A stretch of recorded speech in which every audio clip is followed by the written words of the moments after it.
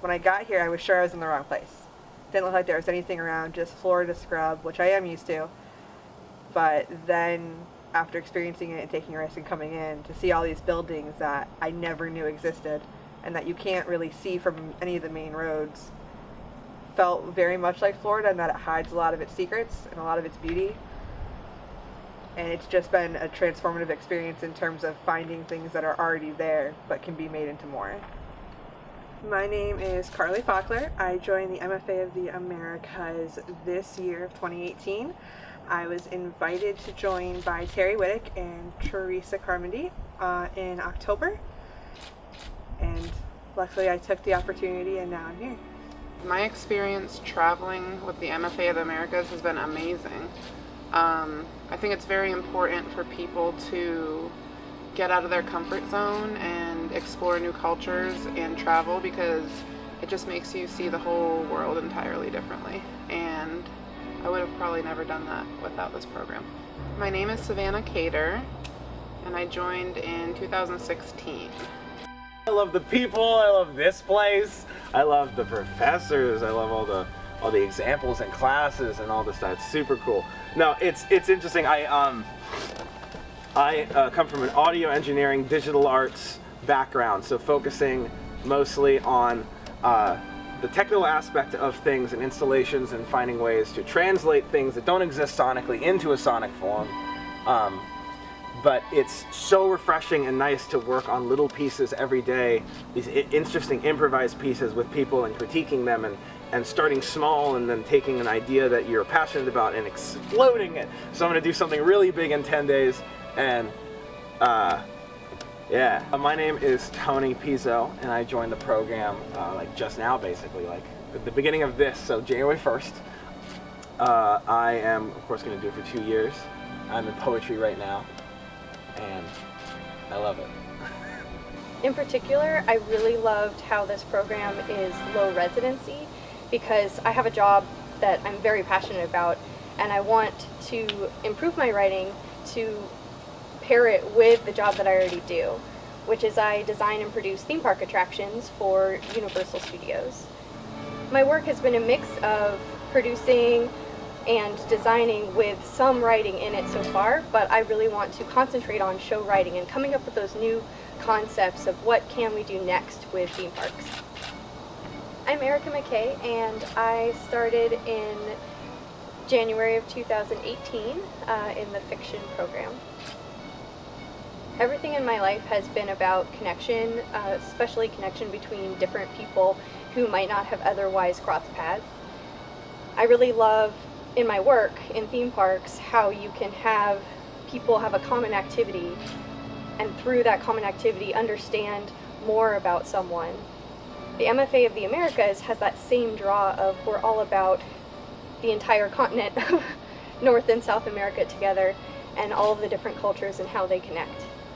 In terms of being away from everything you're comfortable with, has definitely opened my ability to be very vulnerable in my work and to allow for trust that normally wouldn't be there with fellow writers and with myself, and trusting instincts that I would normally push aside. My work has expanded since I've been exposed to this program, because before this program I wrote very straightforward narrative prose poetry, and Terry Whittick and Sariko and Jenna have all pushed me out of my comfort zone and made me do things I would never do. I started an Instagram project. I started filling up spaces with poetry. I started getting outside and doing things with my poetry, like words on windows, words on walls, things I never would have done otherwise. Some of the specific things about the MFA that really made me want to join, well, I mean Terry Way, but that's because I had a class with her and it was amazing. I could tell that the way it was going to be structured would be extremely conducive to just a creative energy. Like I can be very energetic a lot of the time, but I need to be in a space where I don't feel I don't know. I don't know if it's a lack of consequences or if it's a lack of a due date. Busy people get stuff done, but there's something about not worrying about the due date that makes me want to work. This is a disaster. It's knowing that I always have a chance to relearn what I'm doing or to take a new perspective. No one likes ending things. No one likes ending their projects. And even when I do turn these things in, they feel fluid and they feel alive. And I don't like turning in dead stuff. So it's cool that all this is alive. One of the most influential books in my life has been Hitchhiker's Guide to the Galaxy. I absolutely love Douglas Adams, and the way that he looks at life through comedy, but it's also true. Everyone running around worried about their digital watches. I mean, that's today. That's an iWatch, really. And just that British humor, that way of looking at it where it really doesn't mean anything, just like the rest of life. It makes me very excited. I hope to write stories that make people think about characters in a different way than what the first glance. A lot of times people assume only one side of the story, or a lot of times people just listen to the one side of the story and they assume that's all that there is to a character. Any person, no matter how bad they might seem at first, has a good part to them. And I really love the stories that show you that opposite angle, put the shoe on the other foot. I came into the MFA residency with the goal of working on fiction and completing a novel, which is a relatively simple goal. But being here and seeing the opportunities of working with poetry, taking a visual aspect, even performance aspects into it, has opened me to what the possibilities can be.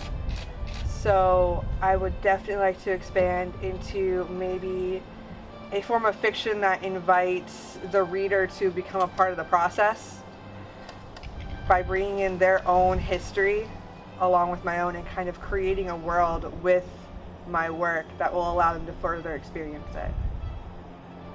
So I like being kept on my toes a lot, and there's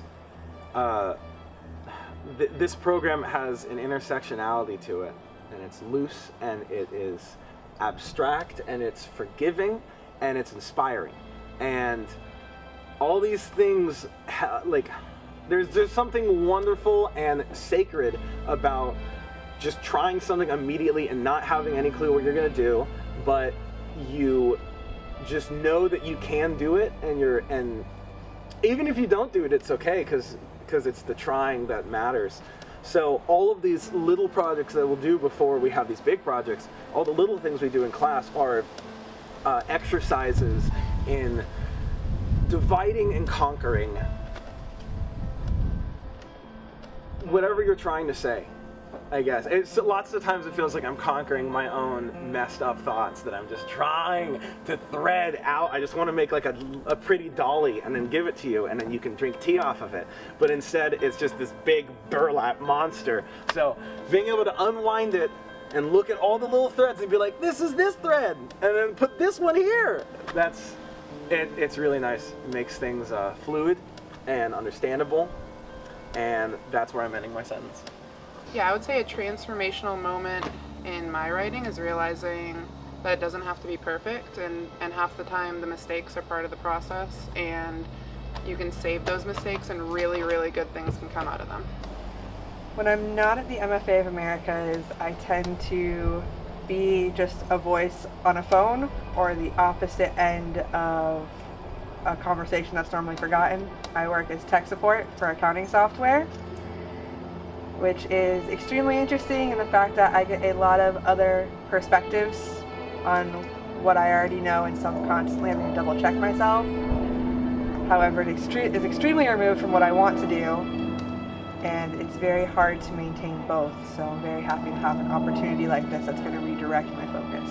My goal by the end of my time at the MFA of the Americas is to create a world I'm not sure yet if that will be a novel or if that will be some alternative version of a book where the pieces maybe are leaflets that can be exchanged in order, or if it's more towards the physical experiences that I already do for work. But I want to create this space that characters can live within and people can see themselves within.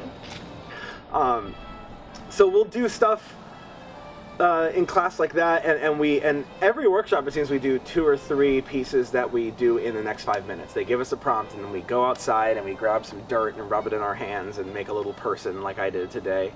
Or we'll stick a paper with some words on it on a tree and see what that makes. And that's exciting. It charges my battery, so it helps me to get a good understanding of our like points that we're making in class so that I can go home and do a homework assignment.